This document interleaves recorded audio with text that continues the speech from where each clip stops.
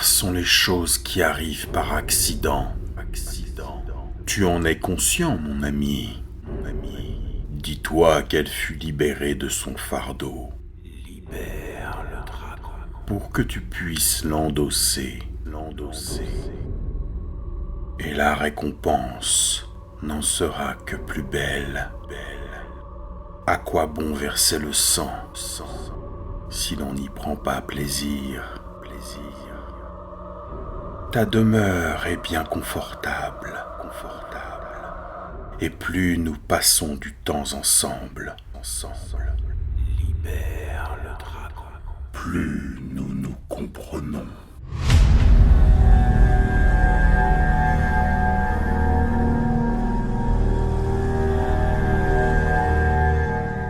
Regarde-toi, tu n'es plus cet homme malade attendant la mort.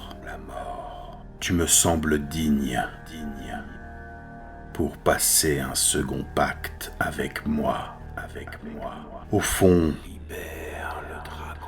nous avons la même nature. Le contrôle. Maîtriser le pouvoir. Pour asservir et diriger.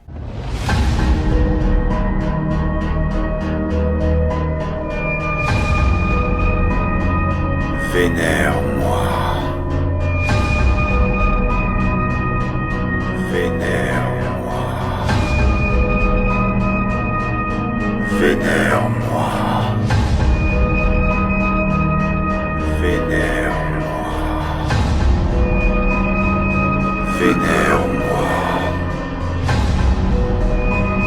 Vénère-moi. Vénère-moi.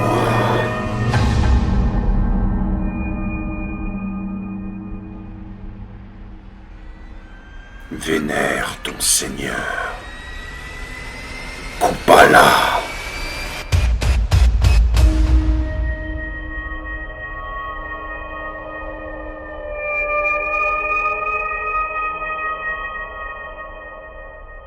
Libère le dragon.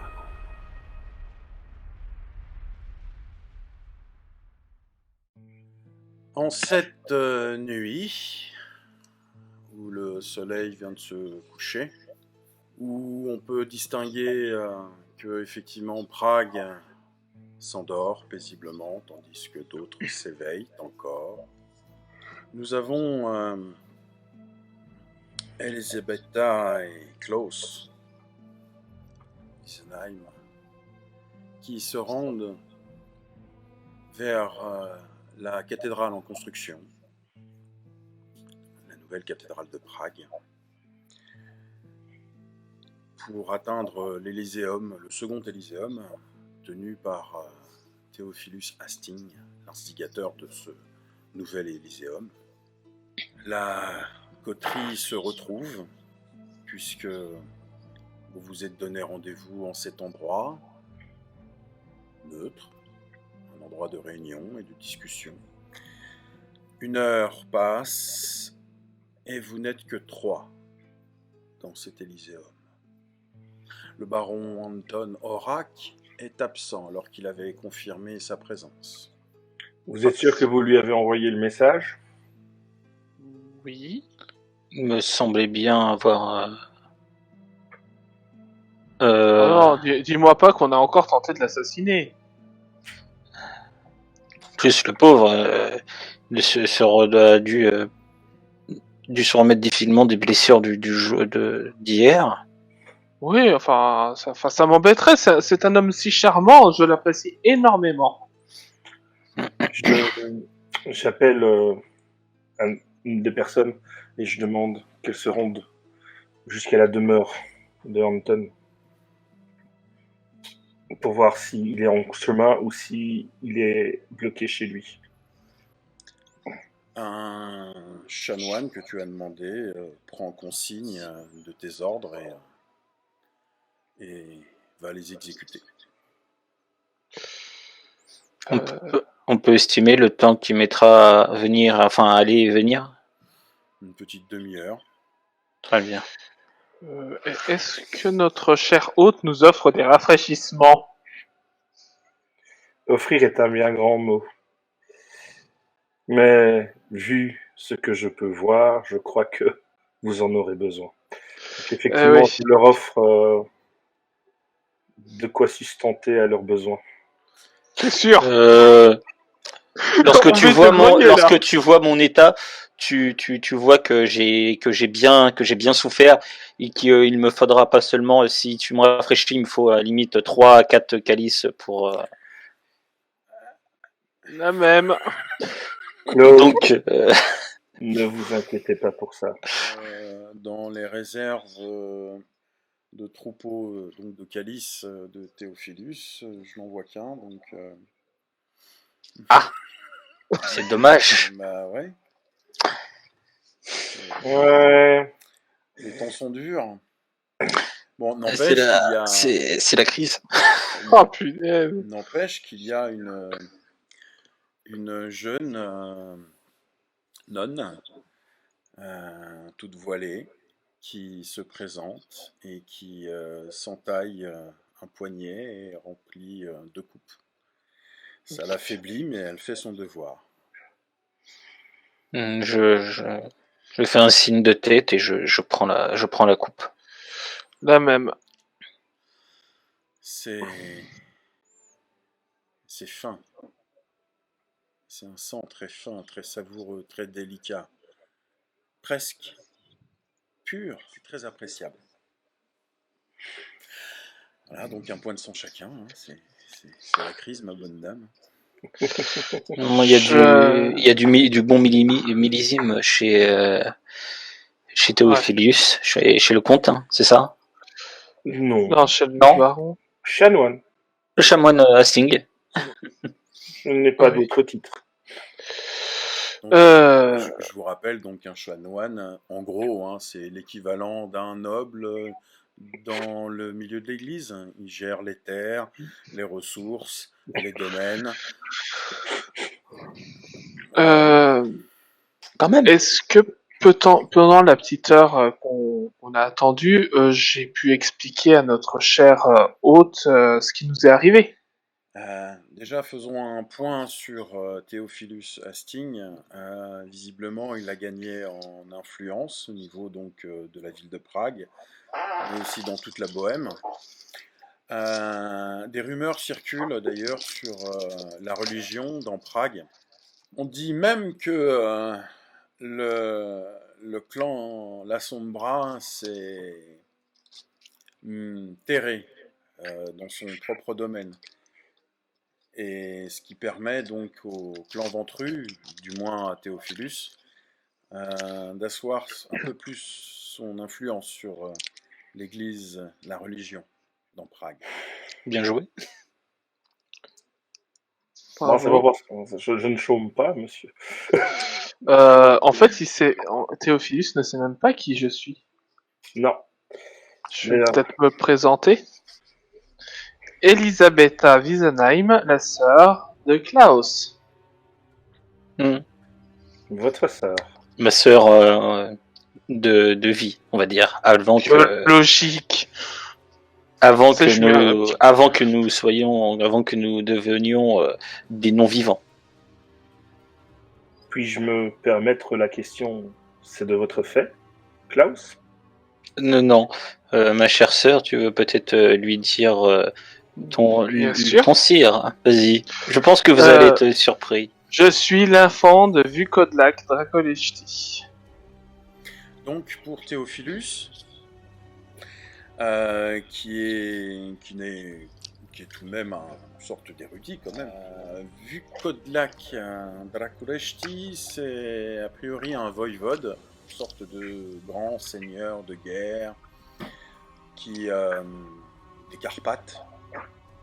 Il aurait conquis la moitié du monde connu à son époque, il y a fort longtemps. Un tyran, une espèce de monstre sanguinaire. C'est exagération. Qui empale ses proies, qui les fait dévorer à ses chiens, dévorerait les cœurs de ses victimes et de ses adversaires, régnerait sans partage, il aurait repoussé des nations, il en aurait dirigé d'autres. Mais ça tient plus du personnage presque mythologique. En ces temps troublés, on peut raconter tout et n'importe quoi. Insinicé. Tout à fait. Intéressant. Il m'a sauvé pendant que le village de Wiesenheim se faisait détruire. Rappelez-vous. Je vais m'expliquer. Le village de Wiesenheim a été la proie d'une terrible tragédie. Mon frère ici présent et moi avons grandi dans ce village avec nos parents. Mon grand frère est parti en croisade. Moi, je suis resté avec père et nos 2 frères et mère. Mère était absente quand le village s'est fait détruire par le blason des... Prémsil. Hein? Prémisme. Voilà, le blason des prémims. Les prémims Tu nous dis si on dit une bêtise, Cléco. Hein, Les prémismes sont venus au village, ont torturé, massacré tout le monde, brûlé mon père et mes 2 frères devant mes yeux, et m'ont emmené au château, à leur demeure. C'est là que mon sire est arrivé pour me sortir de leurs griffes. Je ne sais pas pourquoi ils m'avaient capturé et qui m'emmenaient dans leur demeure, mais quoi qu'il en soit, la bataille fut rude. J'ai été grièvement blessé, sur le point de mourir, quand il m'a étreint pour me sauver. Et depuis, je suis son porte-parole. Et j'ai retrouvé, il y a peu, mon frère, alors qu'il se rendait au château de mon sire. Accompagné du baron Anton et d'une Giovanni, je crois, qui depuis a pris la fuite. Tu m'étonnes. Sur ces mots, le chanoine envoyé par Théophilus réapparaît. Monseigneur, il semblerait que le baron Anton soit en sa demeure. Mhm. Les lumières y sont allumées, le carrosse est présent. Malheureusement, personne ne répond. Est-ce que les extérieurs ont l'air d'avoir été abîmés ou des signes de lutte Non point. Vous avez pu jeter un coup d'œil à l'intérieur ou pas? Je ne me serais pas permis, monseigneur. Pourvu qu'il ne lui soit rien arrivé. Merci à vous de ces renseignements. Grand frère. Allons-y. Oui. Je me lève. Je ne regarde même pas si la coterie ou pas me suit. On t'a même emboîté le pas. Je donne vite les directives habituelles en mon absence. C'est au galop que vous pénétrez dans la vieille ville de Prague. Bien évidemment, les chevaliers de Saint-Jean en faction reconnaissent immédiatement Théophilus Hastings, le chanoine, le grand entremetteur. On parle aussi de médiateur. On parle aussi de l'envoyé de l'Empire, du Saint-Empire romain germanique. Des sobriquets, tout ça, mais peut-être. Justifié ou non, il vous laisse passer. Votre cavalcade est haletante et vous arrivez très rapidement dans le quartier des mineurs, en face de cette grande bâtisse qui est le manoir Orac, une bâtisse délabrée, menaçante, à la façade semblant à une bouche diabolique, et à la place de cette bouche, une grande porte, derrière un portail, prête à avaler tout visiteur. C'est coquet. En tout cas, oui, on peut pas se tromper, c'est bien ici. Vous êtes arrivé dans la cour du manoir, vous descendez de cheval, avec tout le raffut que vous avez fait, effectivement, l'un des serviteurs sort, le majordome du baron Anton. Messeigneurs, madame. Où est le baron? Il est dans ses appartements, madame. Je le pousse et je rentre. Tu sens une vive résistance. Tu le pousses, mais en fait, il ne bouge pas. Veuillez m'excuser, madame, mais nous avons pour ordre de ne pas le déranger lorsqu'il est dans ses appartements. Je pose ma main sur l'épaule de ma sœur. Laissez-nous entrer dans le salon d'attente et veuillez prévenir votre maître que le baron Wiesenheim, sa sœur et le chanoine Hastings demandent à le voir de toute urgence. Mais je vous en prie. Il s'écarte et vous laisse entrer dans le salon. Je trépigne un peu sur place, c'est énervé. Vous Et, m'avez l'air et en même temps, ça monte mon angoisse. très intempestive. Les us et coutumes, à mon avis, vous n'en avez pas l'habitude. Je le fusille du regard. Je reste impassible. Klaus, pendant ce temps-là, tu peux distinguer qu'il y a une atmosphère étrange dans le manoir. Est-ce que ça vient de ce petit volupte de fumée qui court au plafond? Elle me dit quelque chose, cette odeur... Oui, tu l'as déjà senti sur le baron. Tu l'as déjà goûté peut-être aussi, peut-être en croisade, dans ces terres lointaines. Oui, ça sent l'opium. Ouais. Grand frère, il en met du temps. Il arrive bientôt, ne t'inquiète pas. Vous J'espère entendez qu'il lui a rien arrivé. Vous entendez clairement frapper à une porte dans les niveaux inférieurs. Puis le serviteur, le majordome réapparaît. Il ne répond pas. Vous le sentez un peu gêné. Écoutez, mon ami, nous avions rendez-vous avec lui il y a 1 heure à l'Elyséeum, plus d'1 heure. Oui, c'est exact. Et effectivement, j'ai rappelé l'heure à Monseigneur et il n'est toujours pas sorti de... Êtes-vous sûr qu'il est bien seul? Puisque, apparemment, je regarde les 2 autres, il n'y a pas si longtemps, on a voulu porter atteinte à sa vie. Oui, il est seul. Il n'y croit pas lui-même à ce qu'il vient de dire, selon toi, Théo, il n'y croit pas à ce qu'il vient de dire. Je regarde mon frère. Grand frère, viens avec moi et défonce-moi cette porte. J'écarte violemment, je pousse, j'écarte du chemin le majordome. Il fait un pas en arrière vers la porte dont il est venu et dit, vous comprenez bien que mon devoir est de veiller à l'application des ordres. Et si votre maître est mort? Je le comprends bien et je suis admiratif du respect que vous avez envers votre maître, mais vous ne me laissez pas le choix. Alors je le prends par les épaules et je le mets à côté de moi. Défonce-moi cette porte, grand frère. Oh, mais le mec il est devant la porte, je vais pas le défoncer avec la porte, il fait que son travail. Bon, est-ce qu'il bouge ou pas? S'il bouge pas, je... Ah mais le mec de toute façon avec ma force il va pas avoir un bout de choix. Hein. Il va clairement résister. Est-ce que Théophilus, tu vas utiliser une autre méthode juste avant, la manière... Oui, je vais utiliser ordre. Oui, parce que c'est plus rapide que moi qui arrive à choper le mec, effectivement. Donc un de mes pouvoirs qui est ordre. Donc tu plonges ton regard dans le sien. Laissez-nous passer. Il s'écarte. Alors, ouvre cette porte, grand frère. Alors avant de défoncer la porte et d'abîmer le mobilier du baron, je vais essayer d'ouvrir la poignée. Ça s'ouvre. Merci. Ah, voyez, tu vois, par contre je l'ouvre, je le pousse violemment et je jette mon regard droite à gauche. Un escalier qui descend. Alors si j'ai vu qu'il y avait un escalier, je descends l'escalier et je regarde à droite et à gauche. Je suis mon frère. En gros, tu n'as qu'à suivre en fait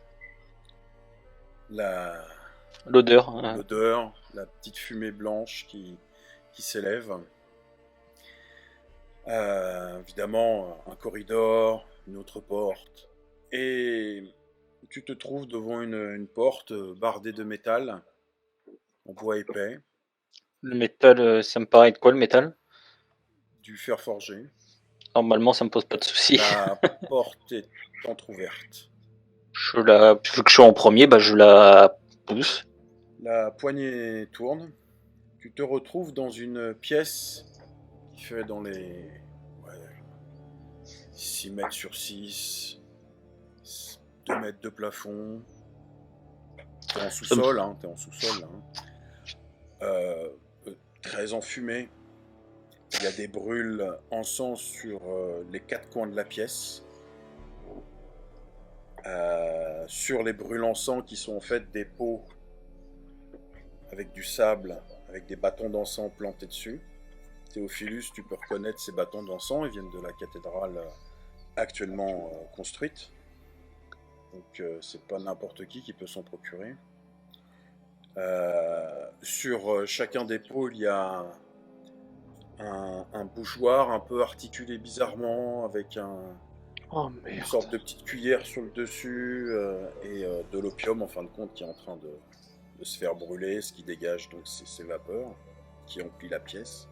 Face au baron Anton, qui est dos à vous, sur un fauteuil, entouré de bouquins, plein de livres autour de lui, partout, empilés, ouverts, griffonnés, quelques bougeoirs. C'est pas ça qui vous choque le plus.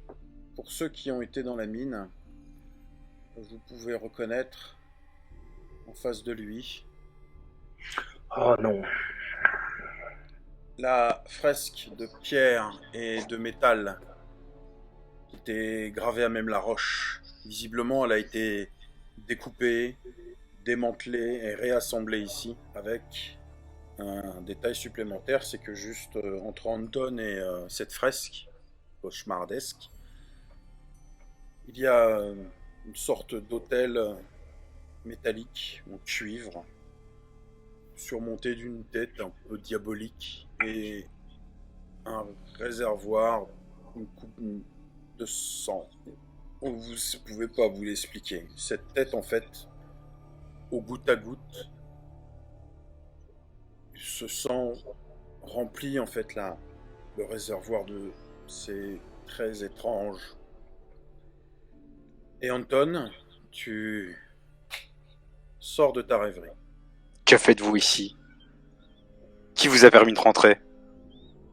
Nous avons pris le choix de le faire, puisque vous n'étiez pas présent à un rendez-vous auquel vous aviez accordé votre intérêt il y a plus d'1 heure et demie. Quelle Nous heure est-il? étions inquiets. Quel jour sommes-nous? Je lui donne le jour.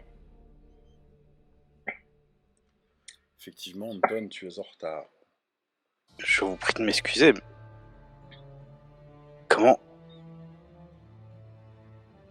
ai-je passé la journée à étudier? Ce n'est pas possible. Que faites-vous avec cette fresque chez vous? C'est plutôt la première question qui me vient à l'esprit. J'étudie certaines choses par rapport à la mine d'argent, au château. Ce n'est que pour l'étudier que je l'ai ramené ici. Rien de bien. Coupale. Qu'est-ce que vous dites? Quoi, sœur? Coupale. Elisabeth, Elisabetta, je la Ça a un prends. lien, ça a un lien avec Coupala. Elisabetta, tu peux voir que ce visage surmonté au-dessus du calice, t'as l'impression qu'il te regarde. Et qui sortez-la, Klaus. et qui fait non de la tête. Je la prends, je la prends par les épaules et je lui fais tourner le dos à la truc, je la fais sortir de la pièce. Grand frère, je veux sortir. Bah, c'est ce que je suis en train de, c'est ce que je suis en train de faire. Hein. Elisabetta, t'as des flashs qui t'agressent, qui te reviennent en mémoire. Ce calice, cet hôtel impie, tu l'as déjà vu. T'as déjà vu ton sire, effectivement, plonger une coupe dans ce réservoir et s'abreuver de ce liquide, de ce sang impie. Et tu l'avais surpris cette nuit-là, et il se retourne vers toi. Et là, grand flash. Et tu as Klaus devant toi. Je hurle en fait quand je reprends mes esprits, je suis en train de hurler littéralement. Je vous l'évite, hein.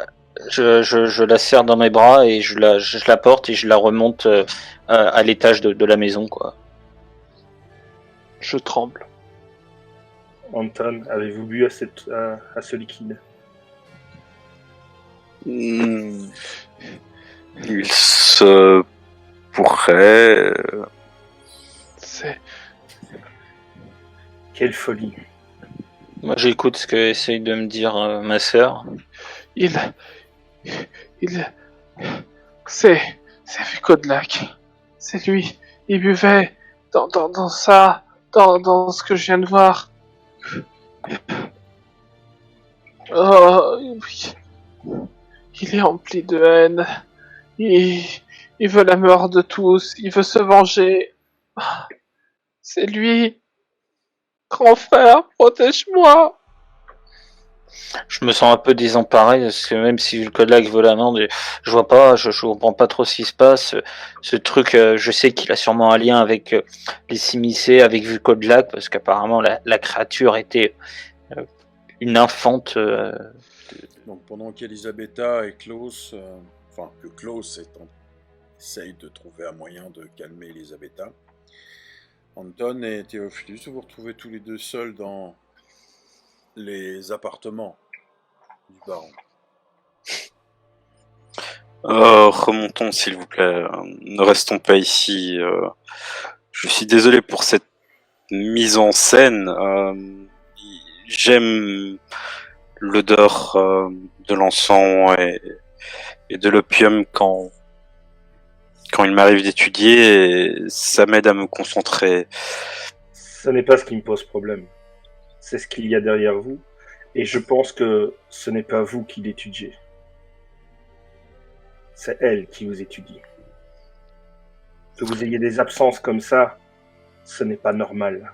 Je n'ai que vu je n'ai juste pas vu le temps passer. C'est une broutille. Je suis vraiment confus pour cet incident.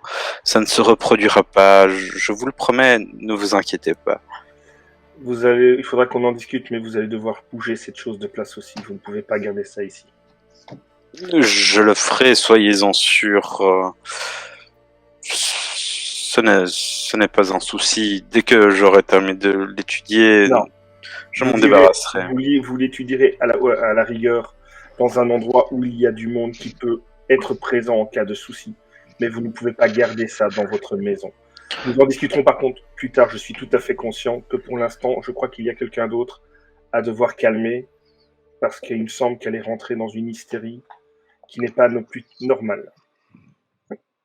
Donc je vous suis. Je comprends. Tout ça est lié à son sire et c'est pour ça que je l'étudie. D'ailleurs, j'aimerais en comprendre la nature mais changeons de pièce. Ce n'est pas le bon endroit pour discuter. Comme je suis derrière lui quand je quitte la pièce, je jette un œil quand même à cette fresque pour essayer d'avoir en mémoire la forme de la tête pour pouvoir, à un moment donné, moi, si je veux faire des recherches personnelles, avoir le... Tu observes la fresque. Observer. Enfin, je la observe. Enfin, je la regarde. Tu la regardes et c'est vrai que... Ouais, c'est impie, mais... C'est fascinant. Venez donc. Cette tête au-dessus du calice, c'est un jet de volonté, s'il te plaît. T'entends clairement quelque chose qui résonne. Pareil. Pendant une fraction de seconde, tu te dis attends, je vais essayer de comprendre ce qu'elle me dit, puis